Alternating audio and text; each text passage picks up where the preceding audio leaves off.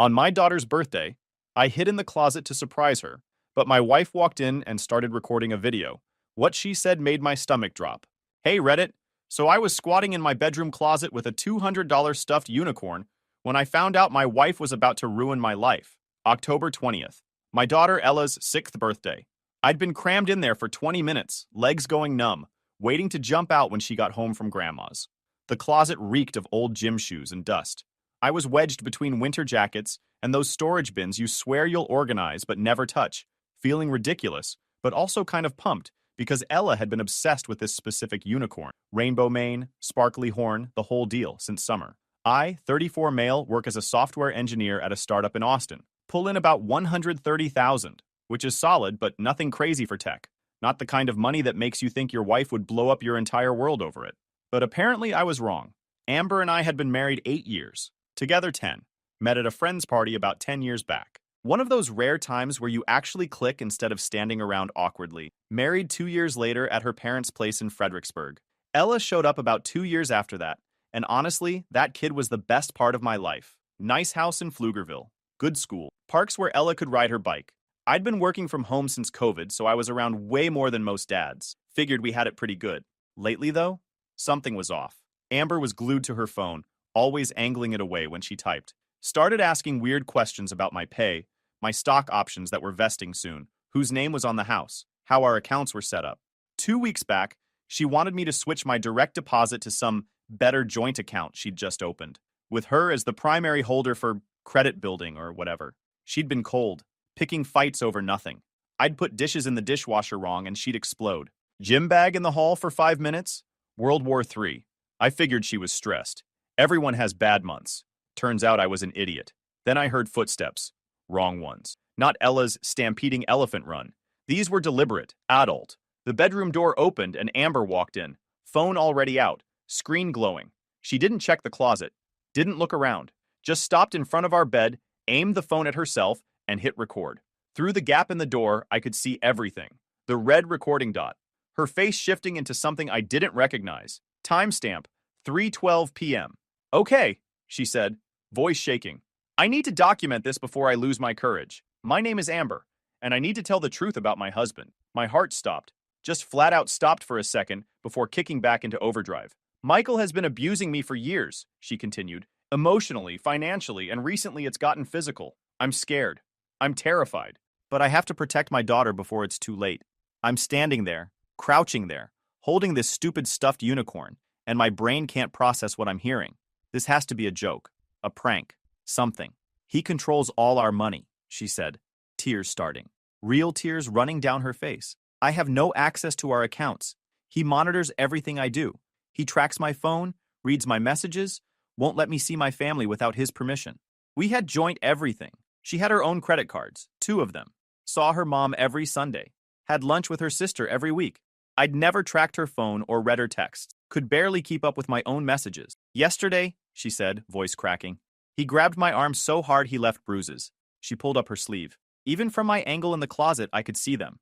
Dark purple marks, fresh, angry looking. The kinds that would make anyone say, someone really hurt her. Except I'd never touched her. Not once in 10 years. We'd fought, sure. Normal couple stuff. But I'd never grabbed her. Never pushed her. Never done anything that could leave a mark. I'm recording this because I don't know if I'll survive long enough to tell someone in person, she said, crying harder. If something happens to me, if I disappear or end up in the hospital or worse, please know that Michael did this. Please protect my daughter. Please don't let him get away with this. She hit stop. Recording light blinked off. She stood there, wiped her eyes, took a breath. Then she looked at the screen, frowned, and hit record again. Same performance, different timing on the tears. She watched both versions, picked one, tapped a few times, texted it to someone. Then she left, closed the door. And I was alone with a stuffed unicorn and the realization that my wife had just built a case to destroy me. I stayed in that closet another 5 minutes. My legs were completely dead, but I couldn't move. My wife, married 8 years, mother of my kid, had just recorded fake abuse accusations, made up bruises, created evidence that could torch my career, my reputation, my relationship with Ella. And she'd done it calmly, like she'd planned it. She thought the bedroom was empty. She knew my schedule. Afternoons I was usually downstairs in my office. She thought she could do this in private. She had no idea I'd come up early to hide like an idiot with birthday presents. If I hadn't been there, I would have been screwed. She could have filed for divorce or called the cops or posted that video, and I would have had zero defense. No warning. No proof she was lying. But I'd seen it. I'd witnessed the whole thing. Now I just had to figure out what to do about it. I waited until I heard her go back downstairs. Heard the TV, some HGTV show she liked. Then I crept out like a burglar in my own house. Left the unicorn on the bed, grabbed my phone. My hands were shaking so bad I could barely unlock it. Started recording immediately, capturing everything I could see. I needed proof I was physically present. Went to my office, locked the door, pulled up our shared iCloud account. Amber and I had set it up years back for photos and backups. One of those things you configure once and forget about. I'd used it maybe twice since, but we'd never turned it off. I logged in. Two-factor authentication prompt. Code sent to Amber's phone. Dead end. Tried again. Same thing. Her backup was encrypted with a separate password I didn't know. Device not trusted. Everything locked down behind walls I couldn't crack from my office. But then I remembered the old iPad. Ella's movie tablet that stayed plugged in downstairs. Amber had set it up years ago. Never bothered to log out. Crept downstairs while she was in the kitchen. Grabbed the iPad from the family room. That iPad was already a trusted device on her Apple ID. No prompts, no 2FA. Just her stuff sitting there. iMessage was synced. Not everything, but enough. Message previews, recent conversations, some photos. What I found made me want to puke. Text exchanges with her sister Rebecca. Fragments, but damning. The messages were coded, careful, like they knew better than to spell it out. You still doing the safety plan thing? Rebecca texted Monday. Yeah, got the pics done. They look legit. Don't put too much in writing. Another exchange from last week. Make sure you get everything documented before the makeup needs to be redone. Makeup. The word hit me like a punch to the gut. These weren't real bruises. Someone had created them. My vision blurred. I thought I might actually throw up. This wasn't about fear. Wasn't about safety. This was coordinated, planned, and based on the timing, right before my stock options vested in November, worth about $80,000. It was about money. Kept scrolling through what I could access.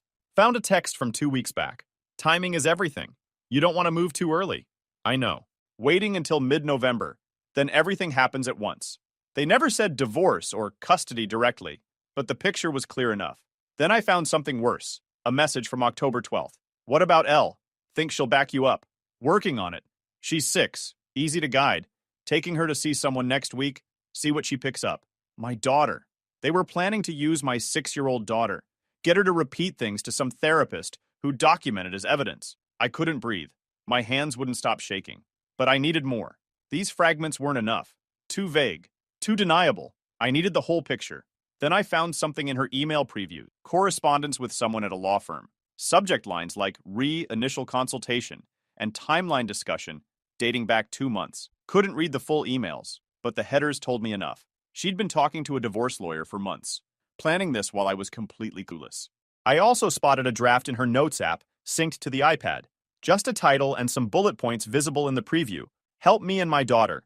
Goal amounts. Notes about legal fees and relocation costs. The bones of a fundraising page. She was going to wreck me, take my daughter, steal my money, and then crowdfund her new life based on lies. And she'd been planning it for months. But I didn't have the full picture yet. Just pieces. Fragments that could be explained away. I needed everything documented properly, legally, in a way that would hold up in court. That meant I needed professional help. My phone buzzed. Text from Amber. What time are you picking up Ella from your mom's? Party starts at 5. The casual tone. Like everything was fine. Like she hadn't just recorded a video to end my life 20 minutes ago. I stared at that text. The birthday party. Right. Supposed to be celebrating our daughter turning 6. Cake and presents and kids running around. Instead, I was looking at evidence my wife was planning to destroy me. I couldn't pick up Ella. Not yet. Not until I had a plan. Texted back. Running late on a work call. Can you get her? I'll meet you at the house. Fine. One word. No emotion. No questions about what work emergency I'd have on a Friday afternoon. Waited until I heard her car leave. Then started saving everything I could access. Screenshots of message previews. Photos of the notes draft. Email headers. Saved it all in multiple spots.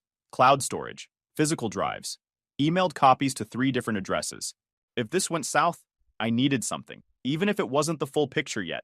By the time I finished, it was 4:35. Party in 25 minutes. Had to pull myself together. Had to go downstairs and act normal. Smile and sing happy birthday, while my wife cut cake and played loving mother. Pretend I didn't know my marriage was a lie, and my freedom was on the line. Went to the bathroom, splashed water on my face, looked in the mirror.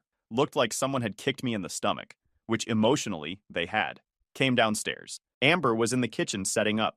Ella was running around the living room in her birthday dress, pink with unicorns, excited and clueless that her mother was planning to use her against me. "Daddy!" she yelled when she saw me, running over to hug my legs. Barely came up to my waist.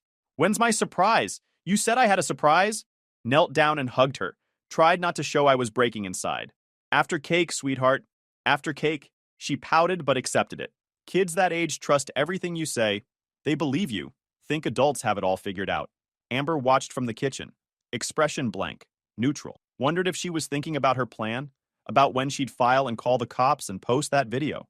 That night after Ella went to bed, after wrapping paper and leftover cake, after I'd given her the unicorn and watched her face light up, I knew I had to move fast. Couldn't let this play out on Amber's timeline. Couldn't wait for her to file false reports, get a restraining order, take my daughter before I knew what hit me. I needed a lawyer. Immediately. And I needed someone who could properly document everything I'd seen. Went to my office, closed the door, started Googling. Found a family law firm that handled false allegations and parental alienation. Called their emergency line at 10:47 p.m. My attorney called back at 11:23. I told her everything. She cut straight to it. If Amber files first and gets a protective order, I lose access to Ella immediately. Even with proof she's lying, it takes months to fix. And by then the damage is permanent. We needed to preserve everything properly with a forensic examiner, file an emergency petition first, and I had to act completely normal until we did. Meet her tomorrow morning, 8 a.m. Bring the iPad, my phone, everything. Write down every detail from today. Don't confront Amber. Don't hint that I know anything. Didn't sleep that night. Just lay there next to Amber, watching her sleep peacefully like nothing was wrong, wondering who I'd been sharing a bed with for 8 years, wondering if anything about us had been real. Around 3 a.m., I got up and went to my office. Started writing everything down like my attorney said. Saturday morning, I told Amber I had a server emergency at work. She barely looked up from her phone. Okay. Didn't ask for details. Didn't offer to help with Ella. Just went back to scrolling. Ella was still asleep. Kissed her forehead before I left. Whispered, "I love you," even though she couldn't hear. My attorney's office was downtown in a high-rise. Glass and steel and expensive furniture. She was waiting in a conference room with the forensic examiner. I'd brought everything. The iPad, my phone, my laptop with the screenshots, printed timeline. They spread it across the conference table. The forensic examiner spent 3 hours on initial extraction. He got enough for an emergency filing that day. Message threads, the key photos with metadata, the notes file. Full pulls on email attachments and browser history took the rest of the week. But even the first batch was worse than the fragments. Rebecca's texts filled in the gaps. Still coded, but unmistakable when you had context. "You still doing the safety plan thing?" Meant, "Are you still going through with the fake abuse scheme?" Got the pics done. They look legit. Was about the bruises. And there was a Venmo payment to someone named Paige for $300, dated October 20th, the same day as Amber's video recording. Make sure you get everything documented before the makeup needs to be redone. Made perfect sense now. Theatrical makeup that needed to be photographed quickly before it smudged or faded. The emails with Amber's divorce attorney were clinical. Her lawyer had mapped out a strategy: document abuse, file protective order, get emergency custody, freeze assets. The email chain referenced maximizing leverage and favorable settlement outcomes. Amber's reply in one email: "I want enough to start over. Enough that I never have to worry again." The notes file was a draft fundraising page. "Help me and my daughter start over." The description was vague: escaping a difficult situation, legal fees, and relocation. But the goal was $50,000, and there were notes about timing. Post after filing. Wait for official documentation. "This is substantial," the forensic examiner said when he finished. The metadata alone tells a story. Payment to Paige on October 20th, same day as the video recording. Draft fundraising page created October 8th, edited October 15th. Email correspondence with counsel beginning August. This was planned for months. "Is it enough?" I asked my attorney. "It's strong circumstantial evidence. The payment to Paige is key. We'll need to identify her and see if she'll cooperate.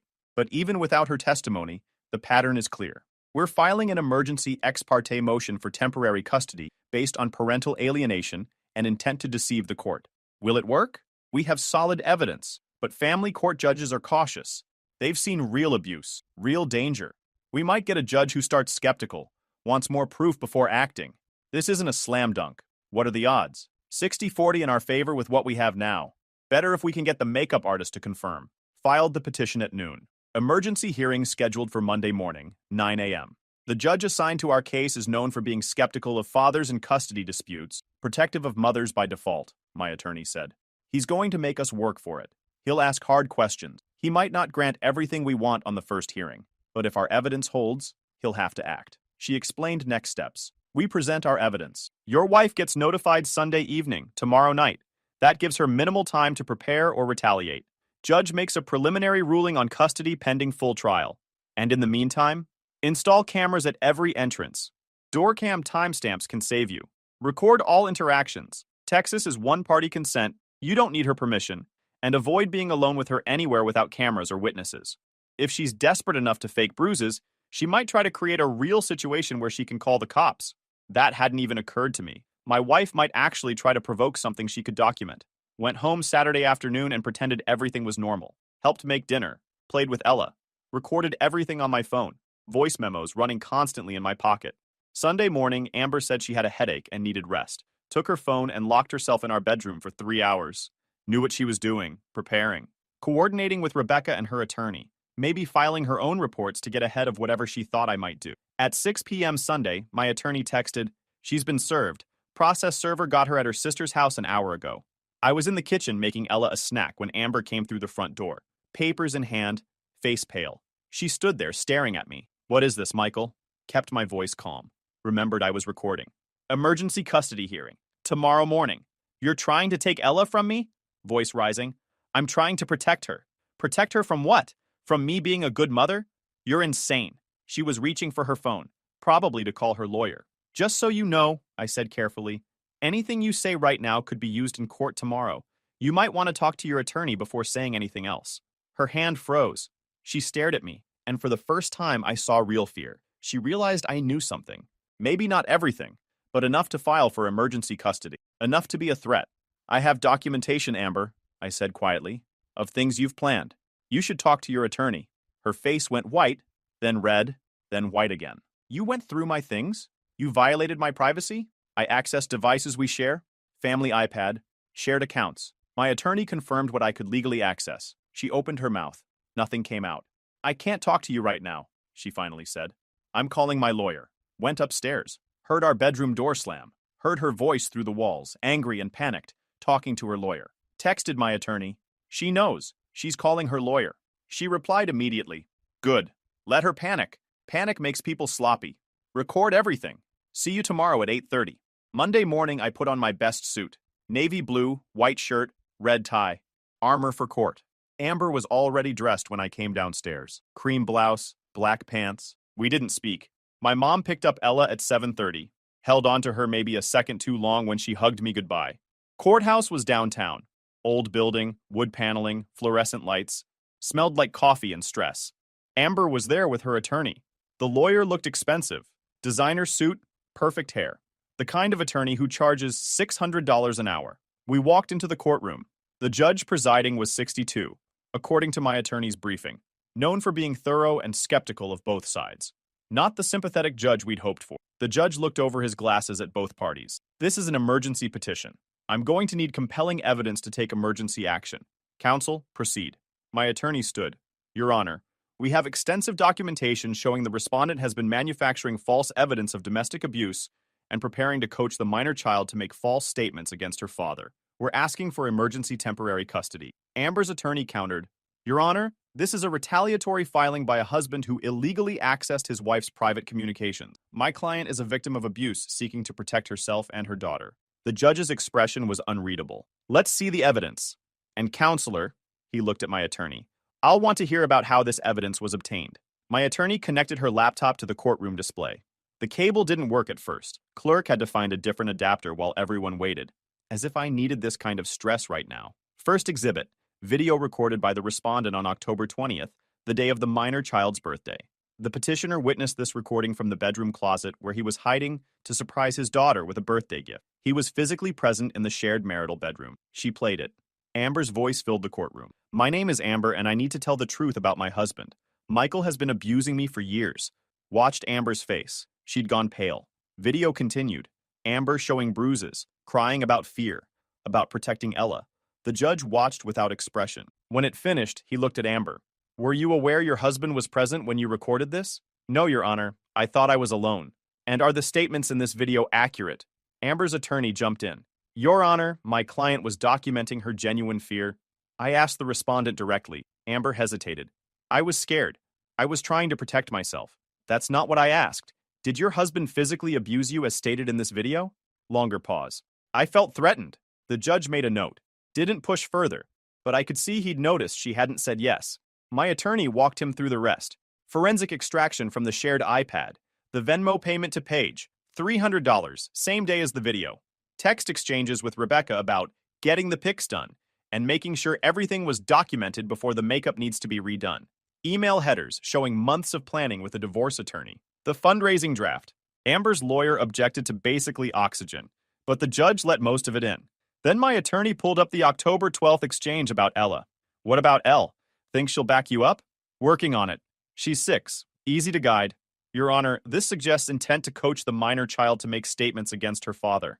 This is parental alienation in planning stages. Amber's attorney's face tightened. Your Honor, my client was discussing her daughter's well-being by calling her easy to guide? The judge's tone sharpened for the first time. Counsel, that language is troubling regardless of context. Finally, the judge held up his hand. I've seen enough for a preliminary determination. He looked at both parties. I'm troubled by what I've seen. The timing of these messages, the payment to a makeup artist on the same day as the video, the discussion of guiding your daughter. This pattern suggests potential fabrication. Amber started crying. Her lawyer put a hand on her arm. However, the judge continued, I'm not prepared to make a final determination on manufactured evidence without testimony from this page and a full evidentiary hearing. The messages are suggestive but not conclusive. My heart sank. That said, the discussion about coaching the minor child is what concerns me most. Easy to guide. That language alone is enough for me to act. Regardless of whether the abuse allegations are true or fabricated, I will not allow a child to be manipulated as a litigation tool. He looked at me. I'm granting a modified version of your emergency petition based primarily on the child welfare concerns. Joint legal custody remains in place. Physical custody is temporarily awarded to you pending full trial. The respondent will have supervised visitation, 3 hours twice per week at a court-approved facility. Not everything we'd asked for, but Ella was safe. Furthermore, both parties are ordered to refrain from discussing this case with the minor child. Any attempt to influence the child's perception of either parent will be treated severely. He looked at Amber. I'm not making a finding of fraud today, but I am ordering you to preserve all communications and evidence. Destruction of evidence will result in sanctions. Do you understand? Yes, Your Honor. Full trial is scheduled for December 15th. I expect both parties to come prepared with complete documentation and witness testimony. Gavel came down. We'd won something. Not everything, but something. That was better than I expected, my attorney said as we left the courthouse. He's cautious, but he saw enough to protect Ella. Now we need that makeup artist. Tracking down Paige wasn't easy. She didn't respond to our initial outreach. My attorney had to subpoena her. When the forensic examiner and I met her at my attorney's office 2 weeks before trial, she was defensive. I'm not getting dragged into your divorce, she said. I provide theatrical makeup services. That's all. You've been subpoenaed, my attorney said calmly. You can answer questions here voluntarily, or you can answer them in court under oath. Your choice. Paige looked between us. What exactly do you want to know? Did you provide makeup services to Amber on October 20th? Long pause. Yes. What kind of services? She said it was for a theater production. Something about domestic violence awareness. She wanted realistic bruises for promotional photos. Did she tell you who the photos would be used against? No. She said it was for awareness. I had no idea. Paige's voice cracked. I had no idea she was going to use them to accuse someone of actual abuse. When I saw the subpoena, I almost threw up. I could be implicated in fraud. You're not the target here, my attorney said. But we need you to testify about what services you provided and what she told you. She agreed. Not enthusiastically, but she agreed. She'd confirm the facts. Theatrical makeup, bruise simulation, payment. She'd testify that Amber told her it was for awareness. My attorney also got Ella into counseling with a child therapist who specialized in custody disputes. Court appointed, reports going directly to the judge and both attorneys. After 4 sessions, my attorney forwarded the therapist's preliminary report. The therapist flagged concerning coached language, she said. Ella's been making the girl doll say things like, "Daddy made mommy sad" during play therapy. When asked to explain, she can't provide context, just repeats phrases. So Amber's trying to coach her even now? Despite court orders. The therapist is documenting everything for the court. But here's the good news. Ella's attachment to you is secure. The coaching isn't taking hold. November dragged. My attorney kept building. We deposed Rebecca, who was nervous and contradictory under oath. Couldn't keep her story straight about what safety plan meant or why they'd discussed timing around my stock option. The stock options themselves became another complication. They vested on November 15th as scheduled, $80,000 worth. My attorney had them placed in a separate escrow account pending the outcome of the divorce proceedings, keeping them from becoming a point of contention during the custody trial. Amber's lawyer tried to argue they were marital assets that should be frozen or split immediately, but the judge ruled they'd be addressed during asset division, after custody was resolved. The forensic documentation was thorough. The examiner had preserved chain of custody, documented every timestamp and metadata tag, produced sworn affidavits on every extraction. Amber's lawyer filed motions claiming illegal access to Amber's communications. My attorney countered with documentation showing the iPad was a shared family device, never logged out. The iCloud account was jointly created. Everything was legally obtained. By trial day, December 15th, I was exhausted. Nearly 8 weeks of single parenting, watching Ella struggle with confusion, preparing for a fight that could still go either way. Trial took 3 days. Day 1, opening statements. My attorney laid out our case with precision. This is about a pattern of deception. We will show that the respondent paid a makeup artist to create fake bruises, coordinated with her sister to manufacture evidence, planned the timing around financial events, and discussed coaching her 6-year-old daughter to make statements against her father. This wasn't protection. This was a scheme. Amber's attorney countered with a narrative of desperation. Amber felt trapped, unsupported, saw no other way to be believed. Her methods were imperfect, but her fear was real. Day 2. Our evidence. My attorney called me first, testified about hiding in the closet, watching Amber record the video, the discovery process afterward. Amber's lawyer cross-examined hard. Isn't it true you monitored your wife's communications without her knowledge? I accessed a shared family iPad that was logged into accounts we set up together. Isn't it true you hired a forensic specialist specifically to dig through her private messages? I hired a specialist to properly document evidence of fraud being planned against me. She tried for an hour to paint me as controlling, surveilling, invading privacy. I stayed calm and factual. My attorney had prepped me well. My attorney called the forensic examiner next. He wasn't a cop or a hacker or whatever people imagine, just a guy in a polo shirt with a binder full of exhibits. He walked through the forensic analysis, timestamps, metadata, chain of custody, how he preserved the data the boring legal way. Methodical and devastating precisely because it was so dry. Paige testified third. Nervous, but she held up.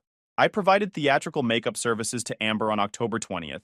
She told me it was for a domestic violence awareness project. She wanted bruises that looked realistic. I created them using stage makeup techniques. She showed comparison photos, the bruises in Amber's video, next to samples of her work.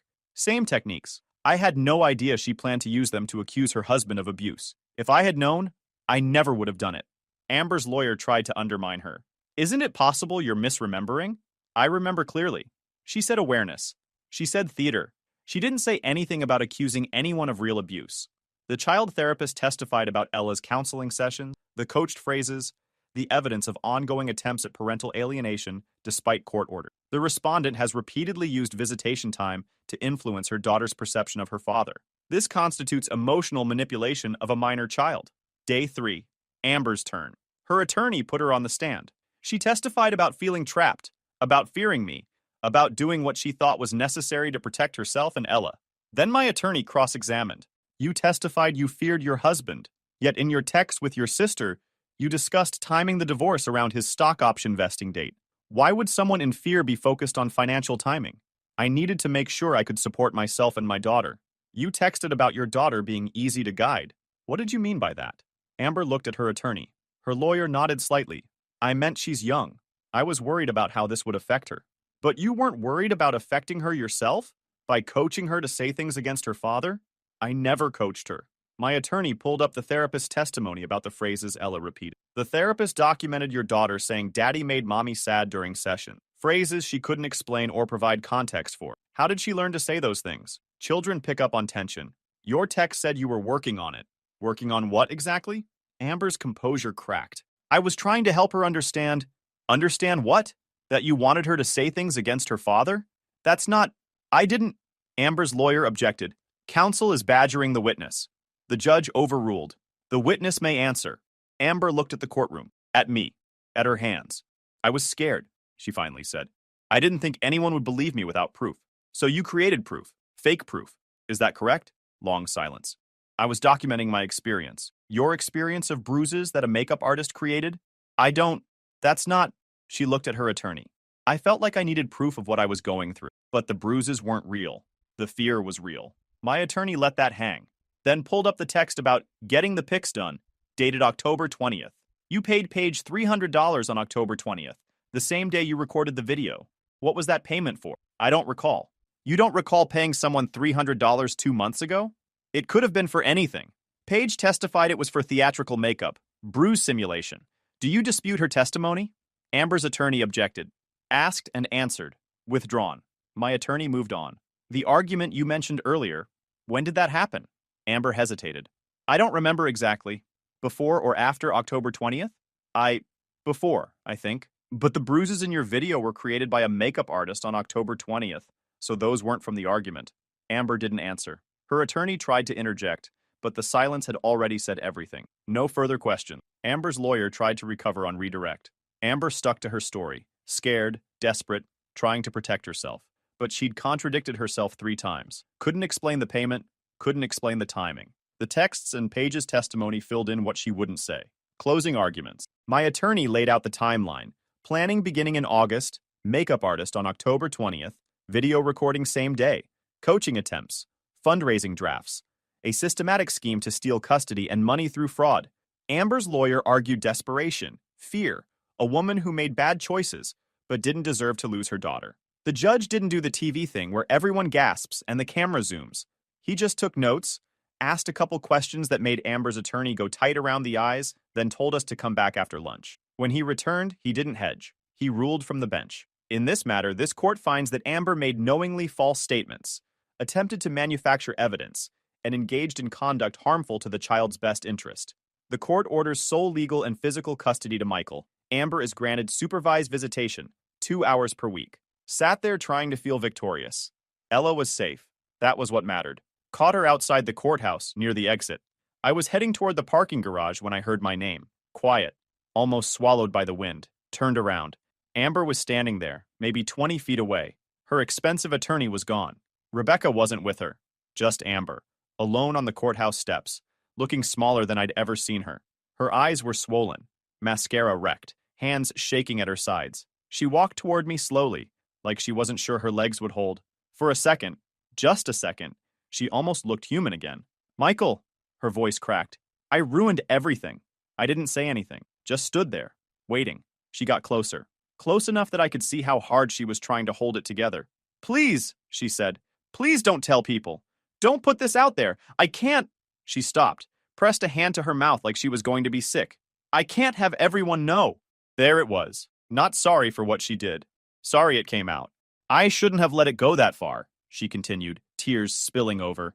Rebecca kept pushing, and I got scared, and I listened to the wrong people, and I never thought you'd actually fight back. Never thought I'd fight back. Like that was the problem. Like I was supposed to just roll over and let her destroy me. I still didn't respond. She must have taken my silence as an opening. You were never home, Michael. Not really. Even when you were there, you were somewhere else. In your head. On your phone. You made me feel so alone in that marriage. Stop. One word. She flinched like I'd slapped her. You didn't want out, I said, voice flat. You wanted a story where I couldn't defend myself. Her face crumpled. More tears. Ugly crying now. The kind that makes your whole face twist up. That's not... I never wanted to hurt you. You wanted my money. You wanted my daughter. You wanted to burn my name to the ground and fundraise off the ashes. She's my daughter too. The grief snapped into anger that fast. You think you're better than me? You think some judge saying words makes you father of the year? When she's older, I'll tell her everything. I'll tell her what you did to me, what you really are.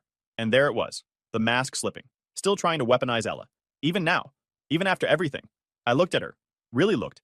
8 years of marriage, 10 years together. And I felt nothing. Not anger, not sadness, just done. All communication goes through the parenting app, I said. Or through attorneys. That's it. She started to say something else. I didn't hear it. I was already walking away. Pulled out my phone. Called my mom. Hey, yeah, it's over. I'm on my way to pick up Ella now. 20 minutes. Didn't look back. Didn't need to. Some people want closure. I just wanted my kid buckled into her car seat and away from all of this. Guys, we are so close to hit 100,000 subscribers on this channel. If you are not subscribed to the channel, please consider subscribing. It really helps hit that 100,000 mark. Thanks for making this dream come true.